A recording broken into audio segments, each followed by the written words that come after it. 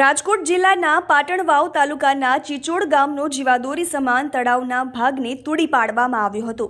આજ દિન સુધી કોઈ રિપેરિંગ કામ પણ નથી કરવામાં આવ્યું, તેથી ધોધમાર વરસાદમાં તળાવ અને ચેકડેમ તૂટી જવા પામ્યો હતો, જેથી કુદરતી નહીં પરંતુ માનવ સર્જિત આફતનો ભોગ ખેડૂતો બન્યા છે। ચીચોડ, કઠરોડા, સમઢિયાળા, હાડફોડી, નાગલખડા ગામોના 250 ખેડૂતોને 1200 વીઘા જમીનનું ધોવાણ થઈ ગયું છે। ખેડૂતોને નુકસાન થયેલ છે, તેનું સર્વે કરીને તાત્કાલિક સહાય ચૂકવાય તેવી માંગ સાથે આંદોલન પણ કરવાની ચીમકી ઉચ્ચારવામાં આવી છે। જી લાઈવ ન્યૂઝ સાથે જયંત વિંઝુડા। ગામ ચીચોડ, તાલુકો ધોરાજી।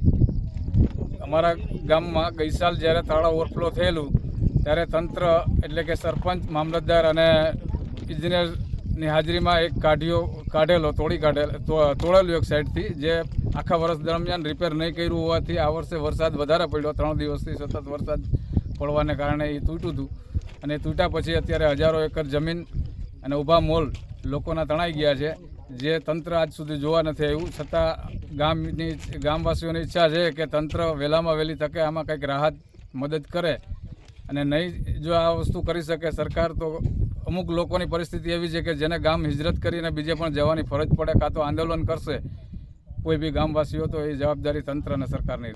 તળાવનો પારો તૂટતા ખેતરને નુકસાની થયેલ છે।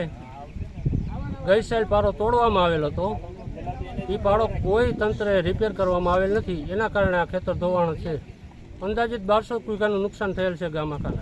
200 થી 250 ખેડૂત હોય છે। અને વાવેતરમાં શું નુકસાન? કપાસ ને માંડવી હતી। ગઈ સાલ થોડોક પાણી વધારે હોવાના કારણે પદાધિકારી, મામલતદારશ્રી તથા પદાધિકારીઓ હાજરીમાં જેસીબી બોલાવી અને જે તે વખતે પાણીના નિકાલ માટે કોશિશ કરેલ હતી। એ વખતે તો કોઈ તળાવ ડેમેજ ન થયું, પરંતુ આ સાલ એ જે જગ્યા થઈ હતી ત્યાંથી પાણીનો નિકાલ થતાં આખા તળાવમાં જેટલું પાણી ભરેલું હતું બધું પાણી ટોટલી નીકળી ગયેલ, અને જેને કારણે મેંદિયારા ઓકળામાં આવતા બધા ખેડૂતોને પૂરેપૂરી નુકસાની થઈ છે। ખેતરો ધોવાઈ ગયા છે, અત્યારે વાવેતર થઈ શકે એમ નથી, અને જે વાવેતર કર્યા હતા કપાસ, મગફળી, એ બધું ફેલ ગયું છે।